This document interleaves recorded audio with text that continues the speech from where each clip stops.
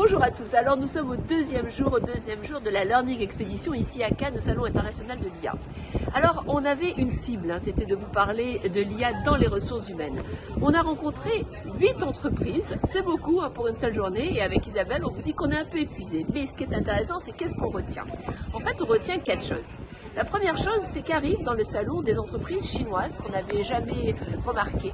Et c'est assez intéressant de voir qu'en fait il y a une vraie volonté de ces entreprises d'intégrer l'Europe et de proposer en tout cas des solutions sur la Smart City mais surtout sur le learning.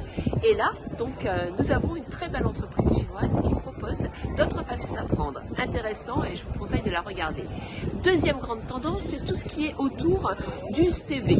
Alors là, on a vu des entreprises américaines, 2 entreprises américaines qui expliquent qu'en fait, elles scannent l'ensemble des textes et elles analysent les émotions pour essayer de proposer le bon candidat. Bien sûr, c'est toujours sous l'idée qu'il y a une optimisation du temps du recrutement, du temps gagné sur les étapes, mais qu'il y a toujours l'intervention du recruteur. Mais ce qui est intéressant, c'est de voir qu'en fait leur approche est complètement différente des solutions qu'on a pu voir avant, parce que ce n'est pas simplement sur le CV, mais c'est tout au long de la chaîne de la valeur du recrutement. La troisième tendance, c'est une tendance sur les émotions. Aujourd'hui, l'intelligence artificielle sous la forme de chatbot ou sous la forme simplement en fait d'un compagnon propose d'analyser les émotions pour pouvoir engager encore plus les collaborateurs. Donc on a une vraie tendance sur l'expérience collaborateur avec l'IA qui propose des actions. Alors elle va vous dire si vous avez besoin d'un mentor, si vous avez besoin de formation, si vous avez besoin d'un suivi peut-être plus technique. C'est assez intéressant de voir qu'il y a une nouvelle étape qui est franchie dans la proposition. Voilà ce qu'on a pu voir aujourd'hui, mais bien entendu, nous n'avons pas non plus oublié qu'il y a un 4e axe.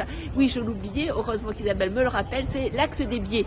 Il y a une anthropologue qui nous a parlé d'une start-up, Anbies, qui détecte les biais liés au sexe, mais demain peut-être des biais liés à d'autres catégories, qui peuvent être l'âge, qui peuvent être la formation, le diplôme ou l'expérience historique.